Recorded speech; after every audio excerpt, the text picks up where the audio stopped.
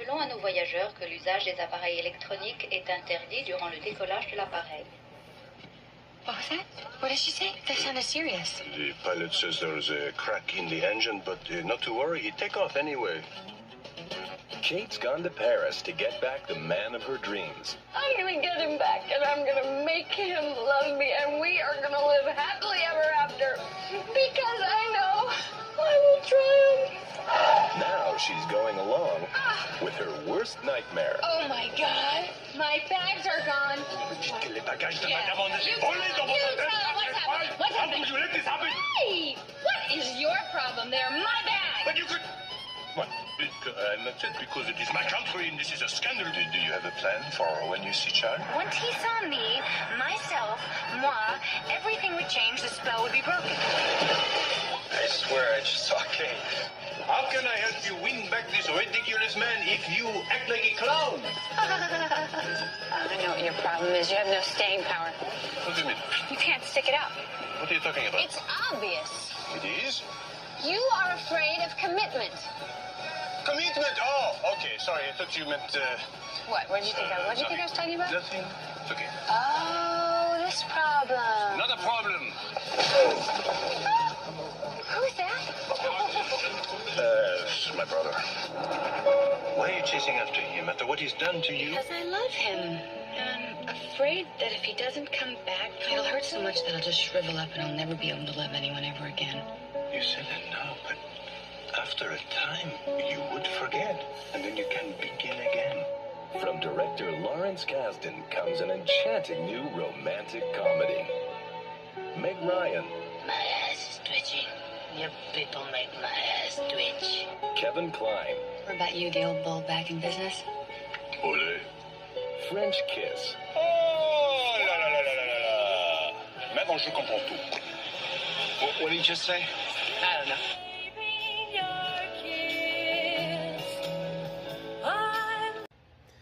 You know, this should have been one of those movies that should have been just like While You Were Sleeping, a kind of formulaic story, but it works very well because of the chemistry between his two leads, but, no, they had to make this movie much more complicated than it needed to be, because what they're not showing you in this trailer is that Kevin Kline, aside from doing a really terrible French accent, which we'll get into in a little bit, but he's a crook in this movie, and he's using Meg Ryan on the side to smuggle a stolen diamond necklace, so that's another subplot that this movie the trailer doesn't bother to tell you about, and they just make this so confusing, and it's just so frustrating to watch, because you see the potential there. This is a great director that they have doing this, Lawrence Kasdan, who we talked about his work before. He's directed such movies as Grand Canyon, The Big Chill, Body Heat, Silverado, Accidental Tourist, I Love You to Death, Wyatt Earp was his last film he did, yeah, this movie should have been pretty easy to do. You got two very likable leads here, Meg Ryan and Kevin Kline. They would usually work together in a comedy like this, but I'm sorry, Kevin Kline. I know you're doing the best that you can, but you have a terrible French accent in this movie. And the strange part is they were going to get Gerard Depardieu to do this, to play his role in the movie, but he turned it down, so they went to Kevin Kline, which you couldn't get anybody else that could speak French besides him. I mean, Kevin Kline will usually put his all into anything he does in these movies, but that French accent got old really, really quickly. I mean, that was a bad French accent, and it also would help if Meg Ryan was a little more likable, but no, Meg Ryan's going to France to do nothing but get her fiance back, who wants nothing to do with him. The fiance played by Timothy Hutton, and it just looks ridiculous. It's just a ridiculously convoluted comedy that should have been so simple to really put together. Like, you don't buy into any of these characters whatsoever, and the story is just so mediocre. The comedy is not really all that great. The dialogue is so generic, and we looked at a movie like similar to this. It was very formulaic, While You Were Sleeping, but that movie did that a whole lot better, and you had two likable leads and a story that, while it was very cliched, riddled, and very formulaic, they actually had a hook to it that actually made it work. This does not. Like, it feels like there's just too many different things going on in here, and you really can't tell who you're supposed to root for here. Do you want Meg Ryan to get back with Timothy Hutton, or do you want to be with Kevin Kline, or, like, what do you want us to do with this movie? And it's a really, really bad. It's really not that good of a movie. I won't say it's horrible, but it's definitely a really bad film. It's not a great movie whatsoever, and it's a real disappointment on so many levels, but went on to become a big hit. Actually had a couple of remakes in other countries. There's a Hindu remake that came out 3 years later, and then there's one in Malaysia that came out in 2004, so I don't know. I guess it has an audience somewhere. I'm just not that audience, I guess, so anyway, that is French Kiss. Let's move on to the next movie that we have here, and that is Mario Van Peebles' Panther.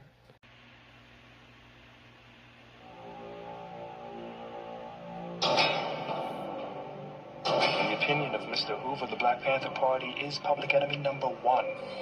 Let me see that rifle, son. This is my private property. According to California law, we got a constitutional right to bear arms. Well, is it loaded? I tell you, officer, it wasn't, but now it is. The Defense Minister of the Black Panther Party, Huey Newton! We know our war is here at home against hard drugs in the community, against unemployment.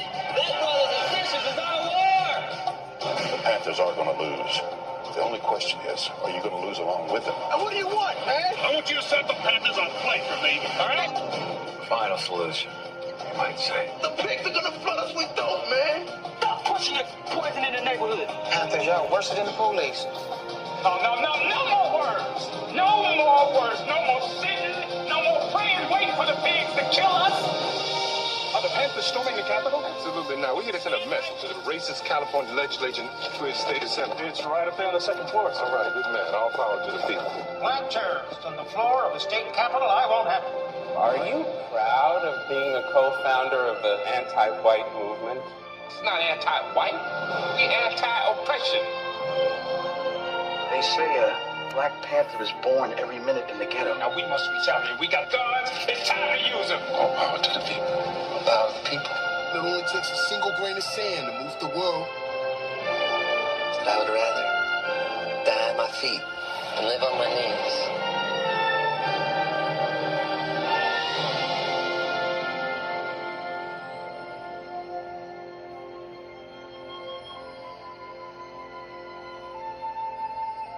So as you can see, this is the first narrative feature film to kind of talk about the Black Panther Party, and you would think that there would be something here to it. You got Mario Van Peebles, who a few years prior to this broke out with New Jack City, and he did Posse, and then Melvin Van Peebles. He's been around for a long time, and a really strong cast that includes Kadeem Hardison, Courtney B. Vance, Bokeem Woodbine, Jodan Baker, Emmett Walsh, Chris Tucker, Chris Rock is also in here, as well as Angela Bassett and Jennifer Lewis and Bobby Brown.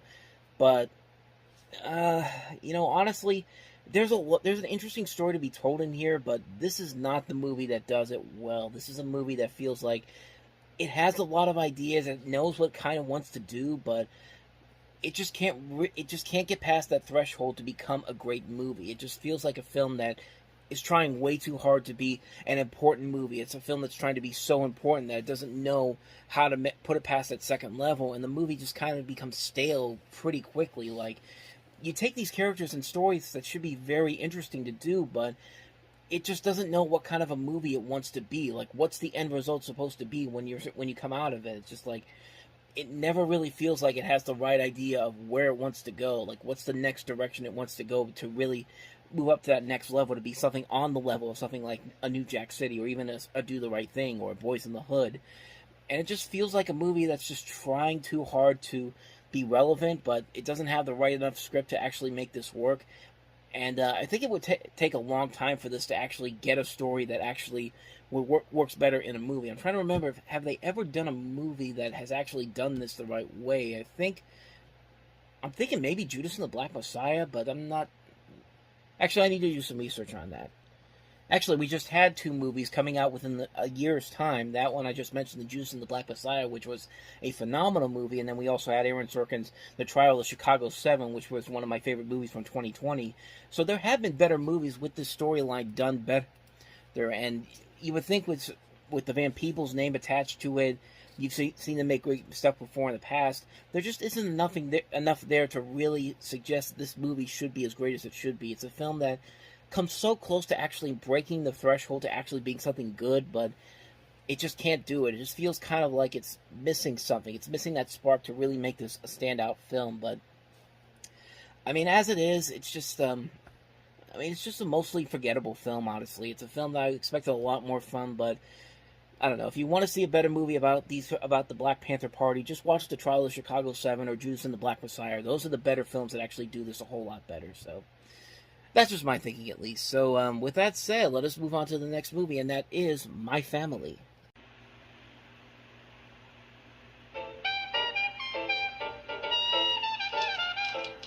I remember my family.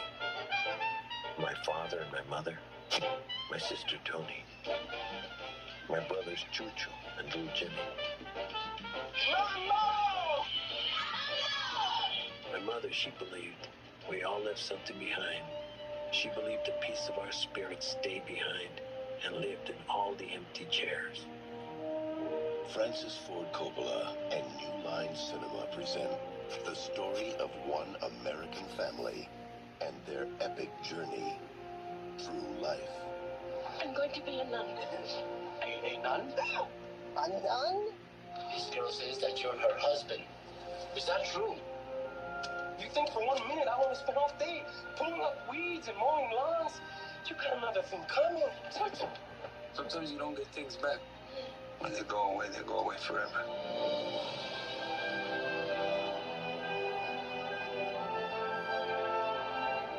I'm married. I left my order, and he left his order too. He left his order? He was a priest. I go around this big city, but I'm alone. No one knows me. I know you, Isabel.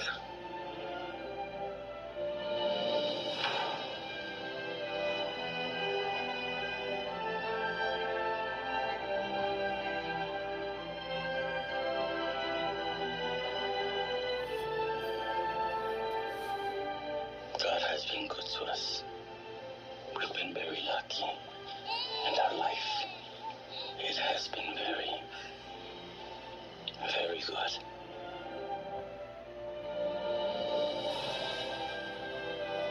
My Family. Directed by Gregory Nava.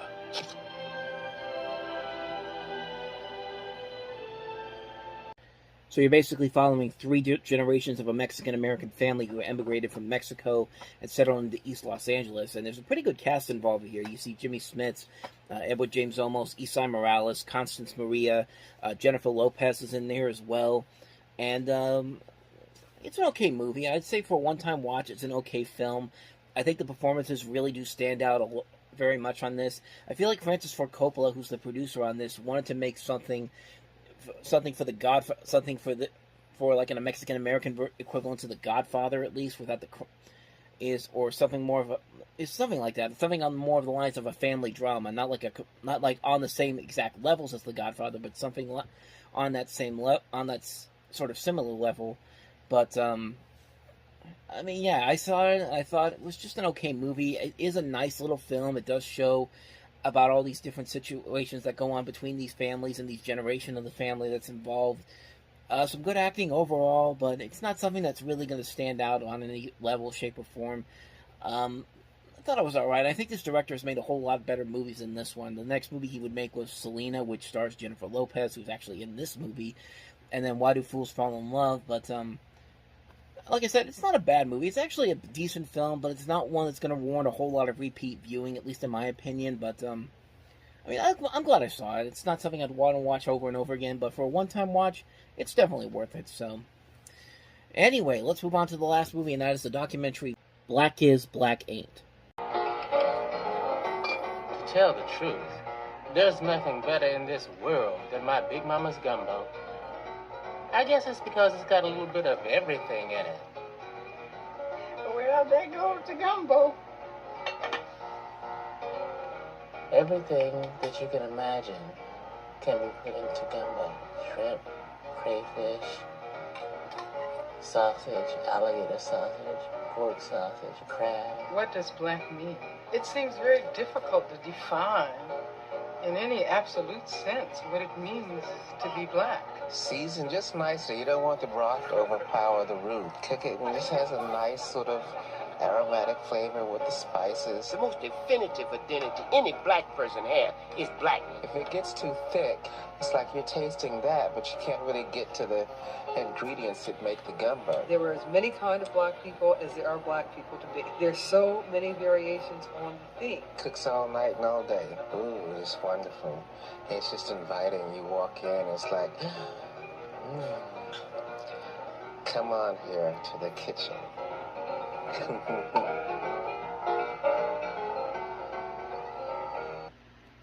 So this is a documentary about black experiences with a backdrop of Creole cooking, such as gumbo. And that's pretty much everything I know about this, because I've honestly never heard of this movie, so I can't review too much of it because I haven't seen it. The director of this, Marlon Riggs, actually died before the film began production. I guess, I guess he died of AIDS in April, the previous April, before the film was even completed. So they had to get the producers to come in and finish making the film. So, not really much. I don't really know too much more about this one. It's basically kind of it's a documentary that's different from the usual documentary, mostly because of the fact that Riggs had AIDS, and it seemed like they were in a race against time to finish the film, struggling with his health and mortality. And there's interviews of him in the hospital, and even the opening scene is him in the woods, and that was like before his death. So in a way, I think that makes it more interesting to see this guy actually do something very different from the usual documentary. But other than that, that's pretty much all I know about this one. Like I said, I haven't seen it, so I can't really comment on it too much. But there you go. Black is Black Ain't.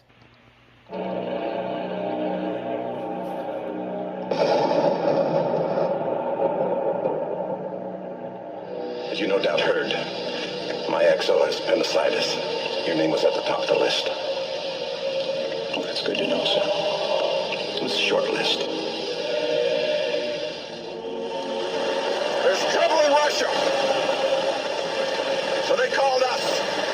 And we're going over there and bringing the most lethal killing machine ever devised. The last time we hit this state of emergency was 32 and a half years ago during the Cuban Missile Crisis. So this is what it's all about, gentlemen. It's what we train for. Emergency ship. Guiding officers from emergency ship, make a depth 150 feet. On the 1MC. Dive. This summer, We have a properly formatted emergency action message from National Command Authority. what we've always known Bravo, Echo, Charlie, Alpha. becomes what we've always feared. Gentlemen, this is the captain. Russian rebels have threatened to launch against our country and are fueling right now. This is another drill. Sir, we have a possible submerged submarine. You find out who that is. Receiving emergency action message. Recommend alert 1. The battle for survival begins. That's a message fragment. So we don't know what this message means. Our target package could have changed. I made a decision. There's no place for fear. He's lost his nerve. I'd rather go out myself and get this one wrong. There's no room for mistakes. If we launch and we're wrong, what's left of Russia is going to launch at us. I'm captain of this boat. I don't have to think this over. There's no time for doubt. Missile systems ready to launch in 6 minutes. You repeat this order or I'll find somebody who will. Hell no, you won't, sir. And nothing can stop the tide.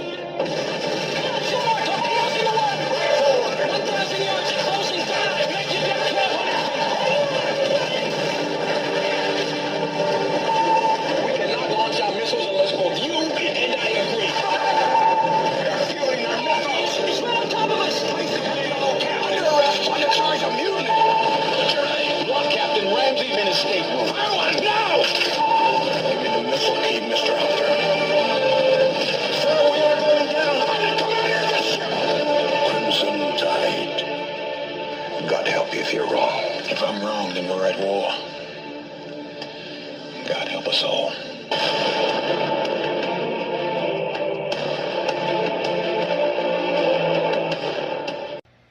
I mean, honestly, you can't go wrong with putting Denzel Washington into anything, honestly, because, as I've said before, I think he's one of the greatest actors, if not the greatest actor we've ever had. I mean, I can't really think of a terrible Denzel Washington movie. There have been some ones that have not been good, but there certainly have been a lot less bad movies than you would think there would be, and he's damn good in this movie, and he gets to work off of Gene Hackman in a movie that's really... based off of a story, based off a real incident during the Cuban Missile Crisis, with the script that had some unpolished rewrites from Quentin Tarantino, directed by Tony Scott, of course, Don Simpson, Jerry Bruckheimer, just come off of Bad Boys, and it's just a damn good movie. It's a great submarine thriller. I mean, there's been a lot of great submarine thriller movies that I've talked about in the past. Hunt for Red October, of course, comes to mind. I've mentioned Das Boot a couple of times, and U-571 is one that I think of too. Just a lot of great movies in this genre, and this is another great one here. You have a cast that has Washington and Hackman, but you also have George DeZunja, Viggo Mortensen, James Gandolfini is in here as well. It's just a brilliant movie, man. It's just a stylistic movie. Tension-filled as all hell, great action, great thrills all around, great writing all around. Just a phenomenal, phenomenal movie. I can't recommend this movie enough. Crimson Tide, a great, great movie. Can't recommend it enough, so. With that said, let us move on to the next movie that we have here, and that is Hugh Grant in the comedy The Englishman Who Went Up a Hill But Came Down a Mountain. A mapmaker named Anson has come to measure a mountain. All this way just to measure our mountain. But he's got an uphill battle on his hands. Settle all bet. How high is our mountain? 984 feet. What? This is the measurement, and in no way should detract from the beauty of or your affection for this hill. Yesterday it was a mountain, today it's a hill. 20 feet, that's all we need. A 20-foot tump and we have our mountain. Am I the only one that thinks this smacks of cheating? Siskel and Ebert give it 2 thumbs up. We would like to convince you to stay longer and measure the mountain again. We will be leaving first thing in the morning. Like, catch a train. No train. Hugh Grant is as irresistible as he was in 4 Weddings. Yes, and now I'm going to blush. Tara Fitzgerald. You had better not be suggesting what I think you're suggesting. And Cole Meany. It's today or never. Star in the romantic comedy. Are you married? Oh, sorry. About a town that wouldn't give up. And if it needs to be 1,000 feet, then by God, let's make it 1,000 feet. Have you no shame? No. I can't think where I've left it.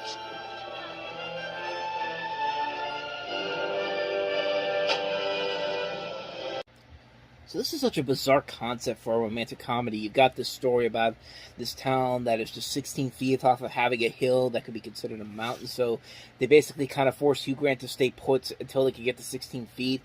I mean, it's just such a weird plot to have within a movie like this, but it kind of takes a backseat to the main story about this relationship between Hugh Grant and Tara Fitzgerald, and then Cole Meany being in this kind of the triangle that they're in, and it's okay for what it is. It's nothing really all that spectacular or all that amazing, but Hugh Grant working with the quirkiness that he brings to these type of movies and these type of performances that he has, and he kind of makes it work here. But other than that, though, there's nothing really all that spectacular about this movie or anything too amazing about it. It's just a passable film. It's got some decent moments here and there, some good comedy, some good lightheartedness to it. Perfectly salvageable for what it is, but nothing too spectacular or crazy. So that's The Englishman Who Went Up a Hill But Came Down a Mountain. So let's move on to the next movie, and it is one of the talking pig movies from 1995, and probably the stupidest one of the two, and that is Gordy. They say that if you're pure in heart, you can hear the animals talk. Gordy was just an ordinary little piglet. Where is everybody? From a typical farm family. Have you seen my mother? Until hard times forced them apart. Gordy, take care of the family. I promise. Now he's on a journey. Lost his family. Oh? Took him away. In a world that doesn't understand him. Huh? Searching for a friend who does. Wow! Ricky! I'll get you!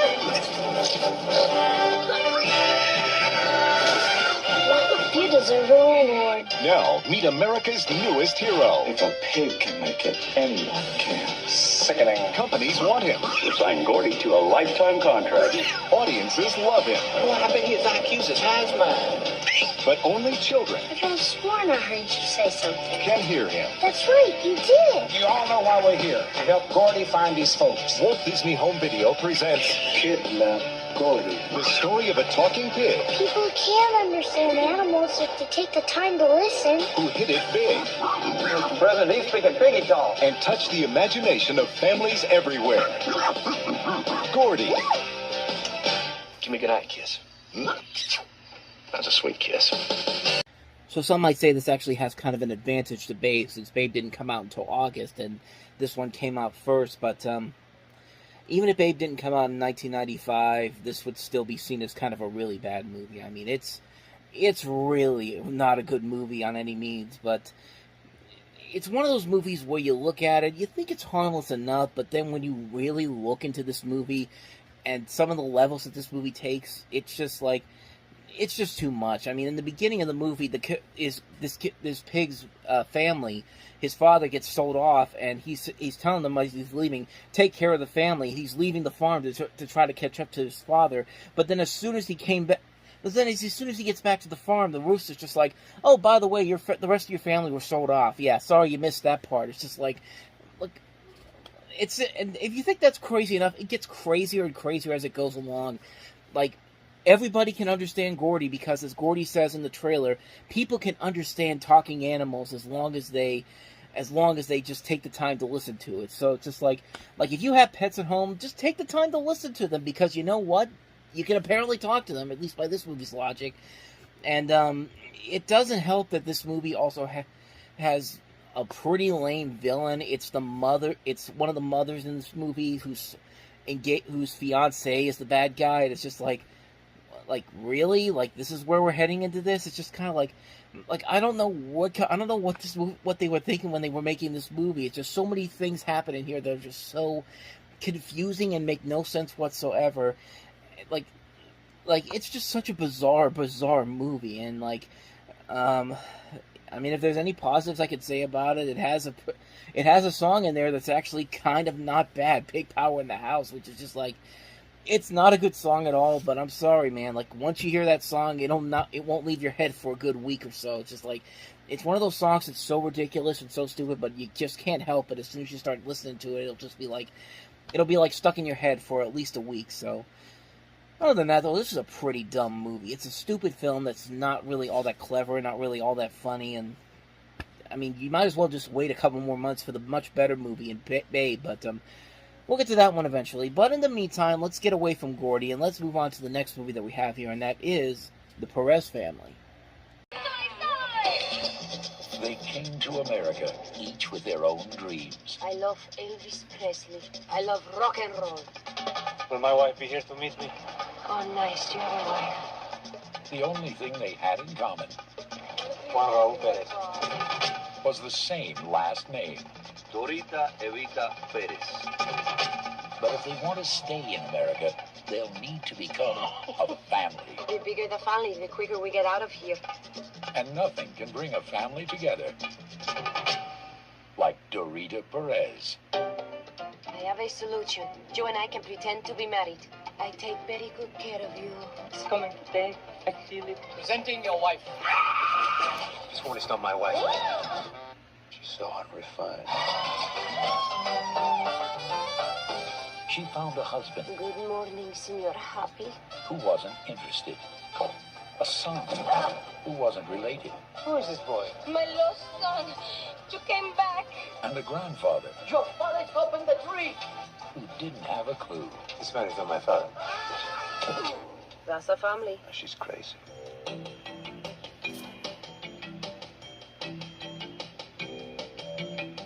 She's sitting right over there. Explain your wife. I have no interest in you. It's a strictly survival. I know that face anywhere. Are you sure it wasn't your husband, Mrs. Perez?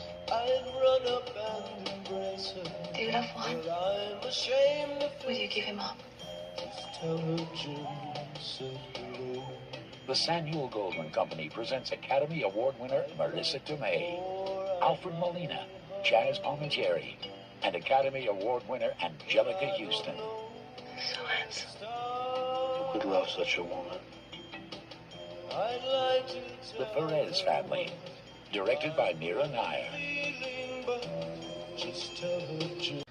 So where to even begin with what's wrong with this movie? For one thing, Marissa Tomei Alfred Molina, Angelica Houston, Chaz Palminteri. None of these people are Cuban, so that's already strike one against this movie. Strike two. The whole movie exists because these two people who know nothing about each other apparently have the same last name, and that's more than enough to get them back into America. But it's just like that's strike two, I guess. But strike three, the movie just isn't anything any good. Like, it's just not a good movie. And this is Mira Nair, who we talked about a couple of her movies before. In fact, actually one movie, Mississippi Masala, which is a great movie, a very underrated Denzel Washington film. But yeah, it just doesn't work here. There's just so much there that just does not work. And you got these great actors in here, and they don't even make a good realistic couple in this movie. Marisa Tomei and Alfred Molina. You could just tell by the way they talk to each other.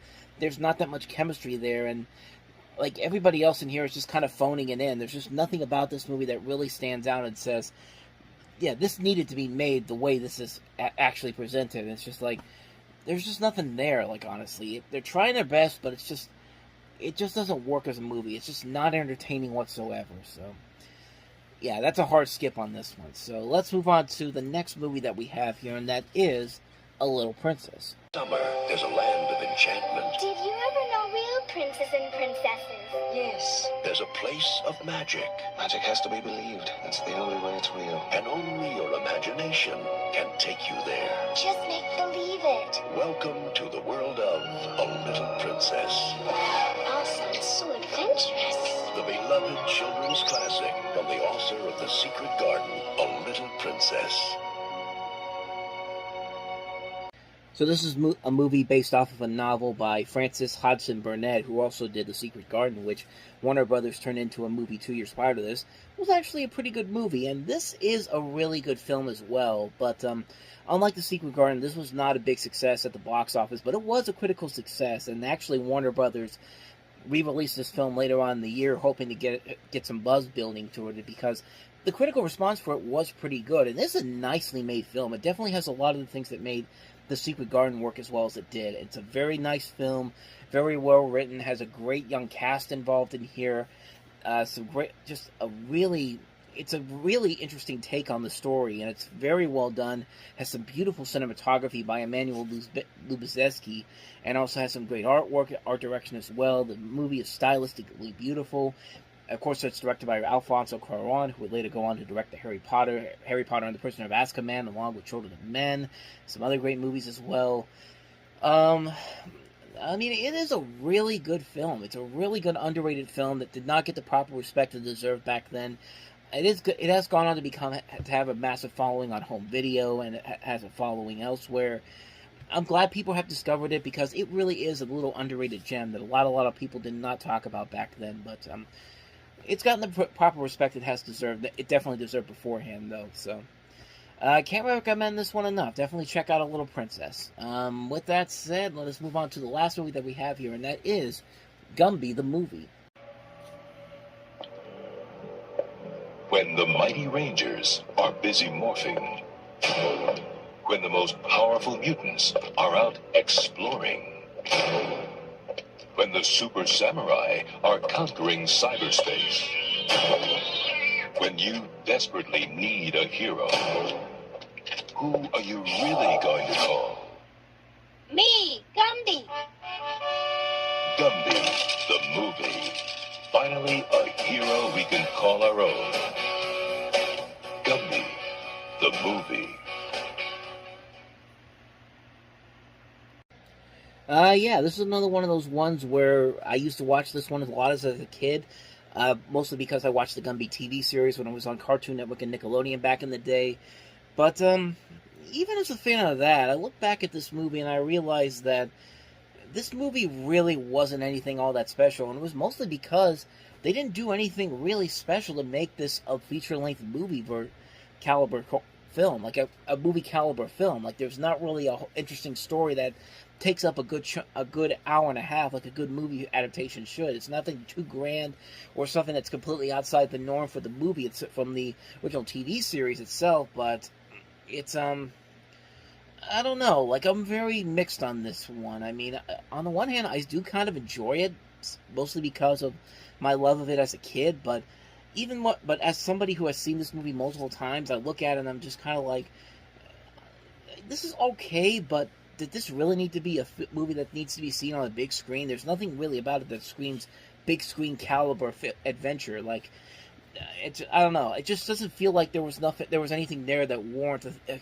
big theatrical release like this movie got. Big theatrical releases cutting it kind of a bit because it was a box office flop when it came out. It didn't have a huge theatrical opening. It kind of had a very limited rollout, but it did have kind of a fan base when it got to home video and all that. And it has had somewhat of a following over the years. It's not a bad movie per se. The stop motion animation does work the claymation animation, I should say, it does work very well here.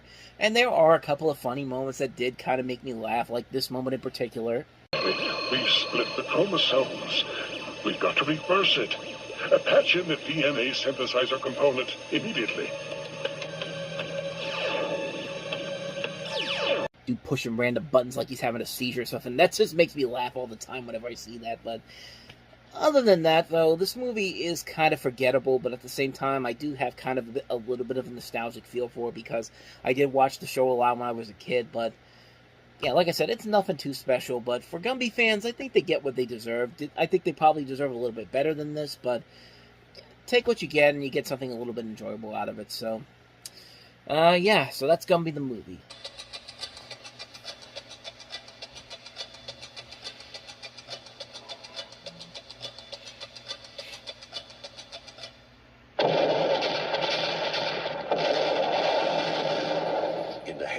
Mastermind of terror. I want to play a game with Lieutenant McLean. What kind of game? Simon Says. The path to revenge leads straight to John McClane. If we don't do it, this guy says he's going to blow up another public Well, why me? What has it got to do with me? I have no idea. He just said it had to be you. It's nice to be needed. Simon Says, get to the paper in Wall Street Station by 10:20, or the number 3 train and its passengers vaporized. I'm not jumping through hoops for some psycho. That's a white man with white problems. You deal with it. What the hell are you doing, McClane? I know what I'm doing. Not even God knows what you're doing. This guy wants to pound on you till you crumble. Are you aiming for these people? No. Well, maybe that mine. He wants you to dance to his tune and then kill you. Oh, dear. You don't like me because I'm white. I don't like you because you're going to get me killed. On May 19th. This is a bad idea. Ladies and gentlemen, I'm a New York police officer. I'm going to ask you to calmly and quietly start moving towards the other end of the car. When the theater goes dark. Trust me, guys. Dark. The roof blows off. Guys, they're setting off bombs. And for some reason, he's very angry with me. This, as they say, is where the plot thickens. They knocked over the Federal Reserve.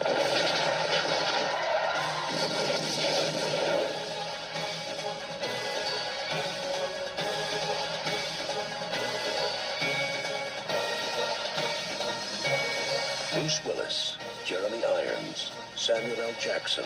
Congratulations, you're still alive. Yippee-ki-yay, mother.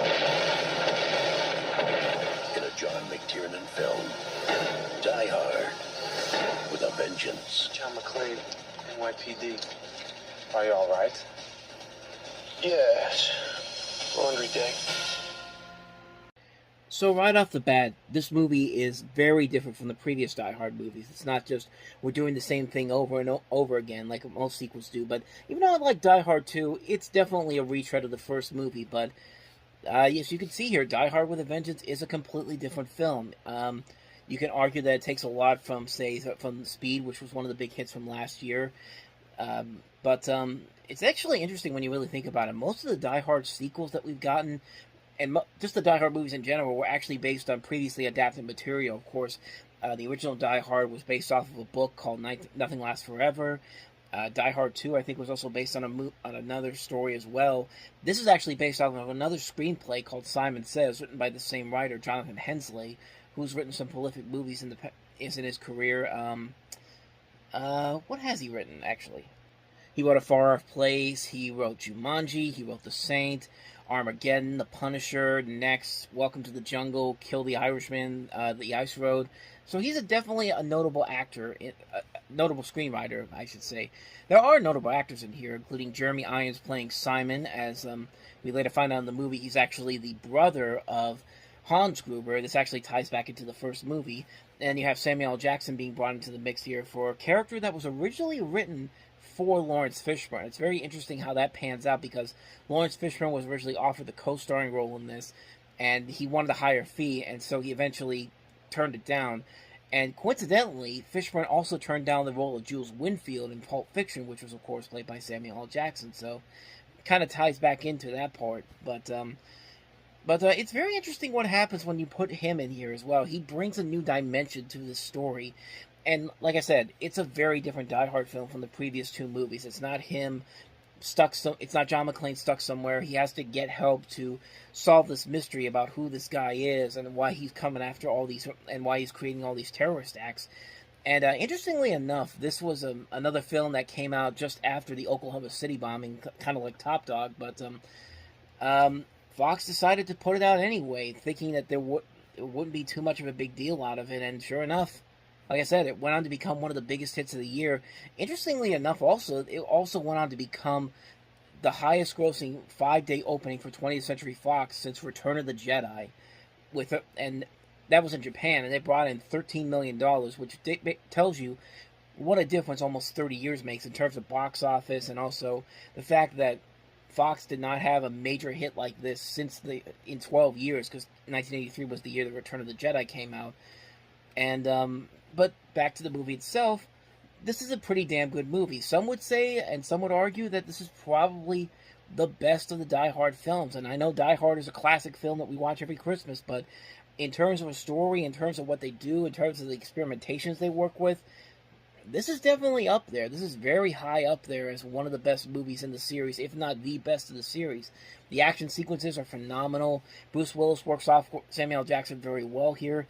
I mean, Jeremy Irons plays a great villain here. You've got Graham Greene also in the cast, Colleen Camp, Aldous Hodge in one of his early film roles. It's a very great film, and I like this ending in particular. They actually had another ending which wasn't bad, but I think this one just works so well. It does a good job of tying the loose ends to the events of the first film. Like, of course, like I said, this is basically the brother of Hans Gruber going up against John McClane, and yeah, it leads to a pretty damn good climax at the end of it, which I think works for the series better. And it's a really good film. It's a really damn good film. It's a film that really exceeded a lot of expectations. It wasn't just the same Die Hard movie over and over again. It was a film that really worked because it did something different. It did something very unique, and I can't really argue that this movie is really damn good. I would say it's right up there with the original Die Hard, if not slightly better than the original Die Hard. And that's tough to say, because these movies, for the most part, have been pretty good, except for A Good Day to Die Hard, but we'll eventually get to that one a bit later on down the road. But you get the idea. Die Hard with a Vengeance, pretty damn good movie. Pretty good, damn good third film in the series. It's Die Hard. What else can you say about it? So, I was about to end it right there, but no, we have one more movie to look at, and that is the romantic comedy Forget Paris, starring Billy Crystal and Deborah Winger. I don't know, maybe I got married too fast. No, there's no such thing as too fast or too slow. It's whenever it's right. Well, you did move a little fast. I wasn't looking for anybody, but he just came along. Mickey. No basket! No basket after the buzzer! Are you crazy? No, you didn't get it off, Charles. Yes, I did. You didn't get it off. He was so different than the ones I knew. Oh, he's adorable. Every time I see him, I want to pick him up and give him a hug. You're out of here, Clay. What are you doing? This is my farewell game. Well, let me be the first to say farewell. I love being a referee. Wake up and slap dead. God, I hate your guts. I hope you die. The other ones were very polished, stylish. Yes. And this little referee shows up. Made me laugh, as only a little referee can. Did you always want to be a referee? No, I started out as a player. Oh? Yeah. What are you looking at? No, What, that I'm vertically challenged? Yeah. So in Paris, he went to the museum, and he went to the ballet. Forget Paris. He was courting. They'll do anything when they're courting. It's very clear. Rodin never really said what he was thinking about. I think he's thinking, how did this happen? 3 drinks and I'm nude. Castle Rock Entertainment presents Billy Crystal and Deborah Winger in a comedy about love after marriage. You know something? You're the only one I can talk to. Forget Paris. Wasn't it a soccer game a few years back? The referee got killed? Yeah, see, I'm against that. Are you? So this is Billy Crystal's directorial follow-up to his brilliantly underrated film, Mr. Saturday Night. I'm telling you, if you haven't seen that movie, definitely check that one out. But this is the second film he did as a director, and unfortunately, it definitely follows a trend of actors who direct their first movies, make pretty good movies, and for the most part, end up kind of cratering off a little bit after they make their next film. We've had a couple exceptions, of course, with Jordan Peele, for example. He made a great film after Get Out, but in this case here, there's nothing really bad about the movie itself here. It just feels very underwhelming. I mean, it's a movie that has a lot of potential there. You have 2 great actors leading the charge, Billy Crystal, Deborah Winger. Their chemistry is trying to work here, but it just doesn't have that spark that it needs to really catapult this into something great. Like, it's not on the lines of, it's not as bad as something like, I keep forgetting the name. I can't remember the name now. Meg Ryan and Kevin Kline in French Kiss, but it's just nothing. It's not that really grand. It's nothing that spectacular. It pales in comparison to what Crystal and Ryan were able to do. Meg Ryan were able to do, and while in I'm forgetting titles today. In When Harry Met Sally, good lord.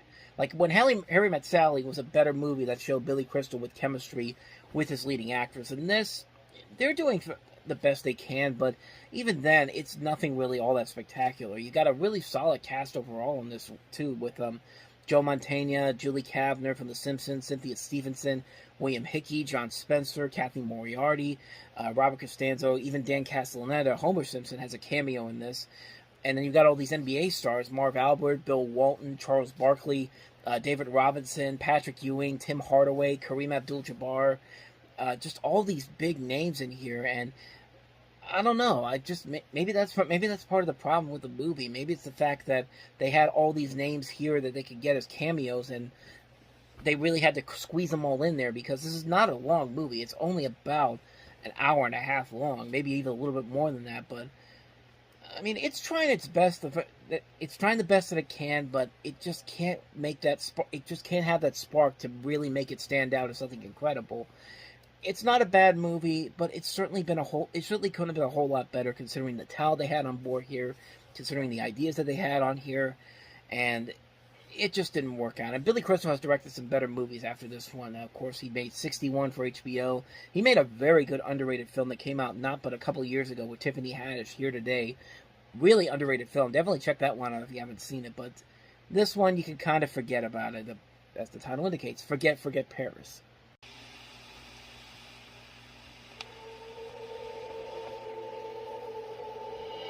For 100 years, he has wandered the halls of Whipstaff Manor. Wow. Waiting for someone. There's a girl on my bed. Yes. Hi. Casper. Can you go invisible? That one's easy. Now, life at Whipstaff Manor Can I keep you? will never be the same. Cool. Ghosts can't hurt you. Get bone bag! Don't come near me, you spiteful spook. We share haunting stories, we throw parties. Pull! The parties are always pretty dead, though. I feel like Oprah on hiatus. What the hell do you think you're doing? We have company. Well, company loves misery. Come, take a drink. Get a grade. Dad. One for all. Take your pants before they fall. This summer, You guys are disgusting, obnoxious creeps. Thank you. Universal Pictures and Amblin Entertainment. Are we scary or what? Invite you on a wild, wondrous ride. Hurry up, come on! To the other side.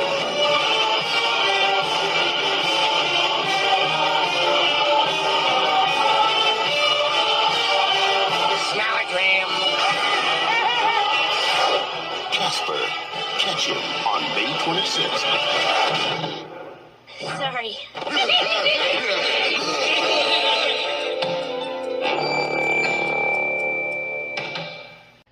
So you wouldn't really think about it, but Casper is actually a part of history because not only does the film make extensive use of the CGI to make the ghost, but Casper himself in this movie is the first fully CGI character to have the leading role in a feature film, and that's really something very interesting when you really think about it, considering the way technology has been advancing up to this point. This is the first film to literally have a fully CGI character in the leading role. Also most notably that this movie goes for more of a darker interpretation of the friendly ghost in comparison to what we've seen before, the comics, the cartoon, and the film over the years, dealing with the ideas of death, and most notably providing a backstory for Casper's death, because, you know, that's something that could be very interesting to find out, and you find out in here how he died, and I mean, honestly, I'm not going to lie, it actually does kind of work. I will say, though, when I was a little kid and this movie came out, this movie actually did kind of scare me a little bit. I was 6 years old, and I really didn't know what I was in for at the time. I spent a long time trying to avoid this movie as a little kid, but over time, I did eventually come around to it and got past my little fears as a child, and honestly, this movie is pretty good, but it is definitely a very mixed bag of a movie. I think on the positives, the special effects are very spectacular. I think they still hold up after all these years. The CGI they used to create Casper and the Ghost was ahead of its time, and they do a pretty good job blending in with the live actors too. Christina Ricci, Bill Pullman, they do a pretty good job working with the CG characters that they have to work with here. They're doing a pretty good job here as well. Kathleen Moriarty and Eric Idle have a little bit of fun playing the bad guys in this. You also have a good voice cast that includes Joe Lasky and Brad Garrett, and keep always forgetting the last one, Joan Napote as the ghostly trio, and Malachi Pearson as Casper is very good as well. I think the movie starts to lose its focus a little bit when it comes to the story, even though it's written by Sherry Stoner and Deanna Oliver, who have written a lot of our childhoods in the 90s, most notably Animaniacs and Tiny Toon Adventures, and they actually worked on the Casper animated series that followed after this. Like I said before, there's definitely the sense that they want to delve more into Casper's backstory, and it's nice to hear. It's well done, but I think the film also has a hard time balancing the stories of Casper and his uncles, Kat and her father, the two bad guys, and blending them together in a coherent storyline. It kind of mixes it. It doesn't really have a good flow to it, is what I'm really trying to say here, but you know, those flaws aside, I do think that this is still a really enjoyable movie. I think a lot of people should give it a lot more credit than it actually deserves. The visuals are nicely done. The ghosts are fun to look at. The cast overall is very well. The heart is definitely there. If the story had been a little more polished and a little bit better, this really could have been something really special. But for what it is, it's a fun, nostalgic time. I had a good time going back and watching this again. Needless to say, the sequels that came after this, the direct-to-video sequels, were not really all that great. And at least we did get a decent animated series out of it. The Spectacular New Adventures of Casper is actually kind of a fun little show there. Like I said, it's written by the same people that wrote this. So overall, yeah, the movie is pretty fun. Definitely could have used a little bit more polish in the story department, but for what it is, it accomplished what it needed to do, and it is a pretty well-made film. So with that said, let us move on to our next movie, and that is Mel Gibson as he writes, directs, and stars in Braveheart.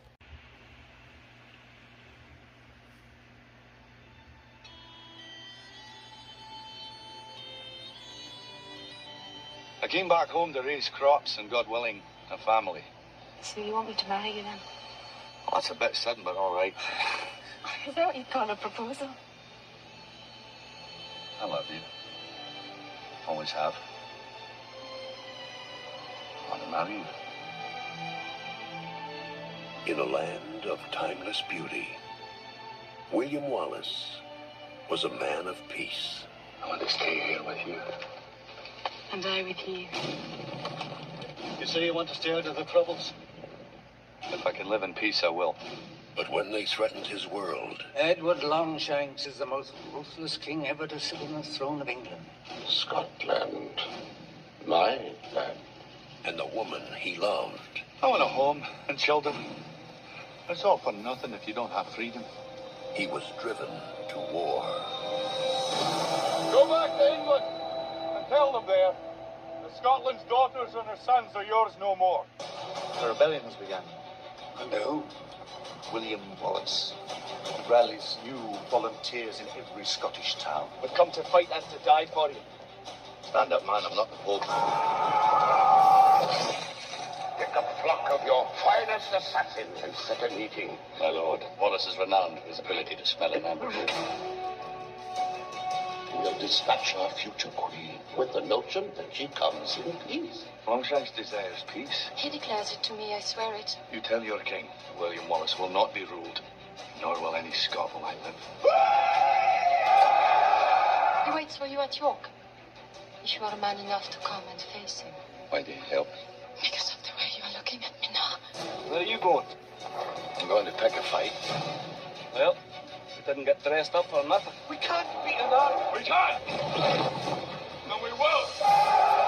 Would you be willing, for one chance, just one chance, to tell our enemies that they may take our lives, but they'll never take our freedom?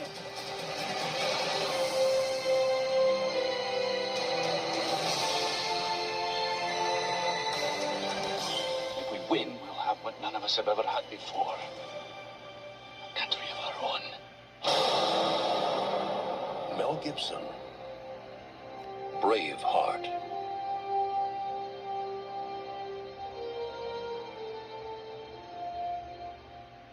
Okay, I straight up lied because actually he didn't write this. It was actually Randall Wallace that actually wrote this. But this is Mel Gibson's epic film. This is the film this is a definition of a modern day epic movie. I mean, this is about as epic as you can get as a film.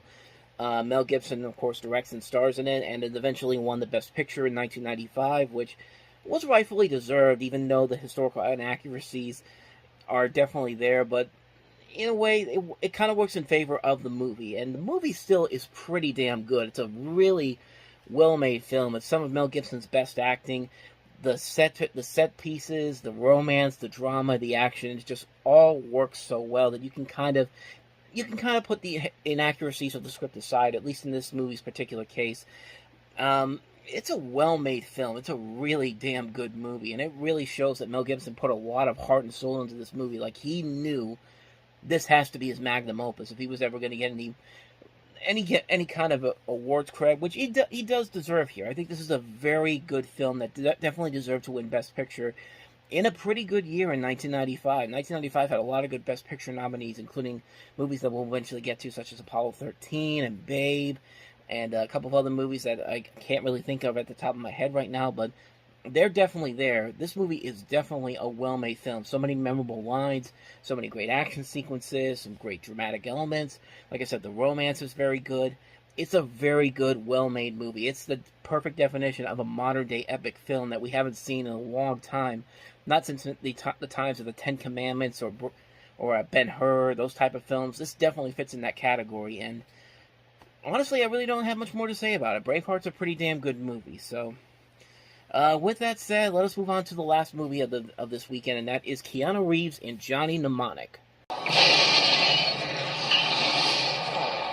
Good morning. This is your wake-up call.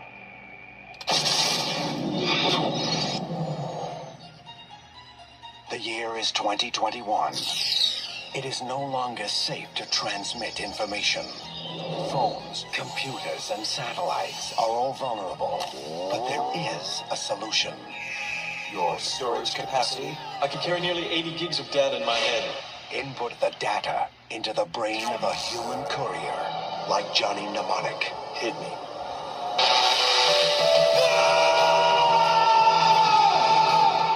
How do you fit all that in your head anyway? I had to dump a chunk of long-term memory. You had to dump a chunk of what? My childhood. What are you doing? Making a long-distance phone call. I've got the goods, Ralphie. Now I just want to get them out of my head. Now, in a future. You locked on him. where those who control the information control the world. I've been charged with recovering the head of the mnemonic courier. Everyone wants what is stored in Johnny's head. Double cheese anchovies? Ralphie! You were waiting for me, Ralphie. Time is running out. I'm a dead man if I don't get this out of my head. I can get it out. How? A cranial drill and a pair of forceps. For the future's most wanted fugitive.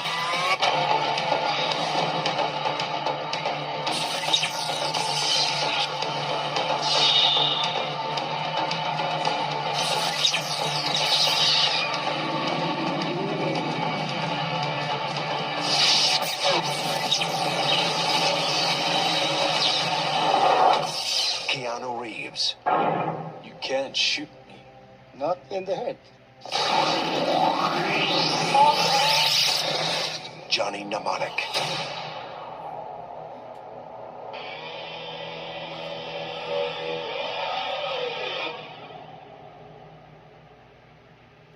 He aims the gun in his balls and shoots him right there. Like, I mean, where else are you going to shoot him at? But, so yeah, this is Johnny Mnemonic. This is Keanu Reeves' big follow-up to Speed, the movie that kind of launched him into a sort of an action star, and this was kind of the test to see if that would continue on down the road. And at least in this movie's case, that was not the case at all. I mean, first of all, 2021 now, like, yeah, 2021 society is very different. I mean, in a way, they were kind of right about some things, but definitely not the way that this movie put it out. But again, this is 1995, and we had a lot of movies centering around computers and technology gone wrong, including this movie, The Net, Virtuosity, and I think Jade too, if I'm not mistaken. But we'll figure that out as we go along. But yeah, I think part of the major problem with this movie is that it tries a little too hard to be so ahead of its time, and yet it looks so incredibly dated. Like, those special effects that you see in that trailer alone are just kind of like, ugh. Yeah, they don't quite work so well. And Keanu Reeves is trying his best here with the material that's given to him, but it just doesn't work. The action is not really all that spectacular. There's no real conflicts that actually make you invested in what's going on.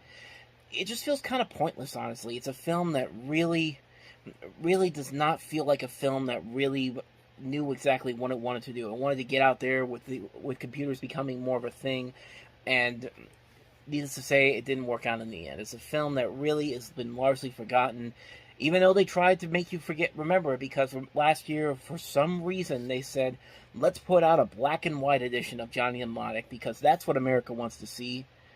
And nobody went to see it. No, it literally came and went, and nobody ever talked about it. I mean, this is not Mad Max Fury Road, where a black and white version could actually be pretty interesting. No, this is a black and white version of Johnny Mnemonic, and I mean, come on, man, you gotta be smarter than that to spend all that money to do that.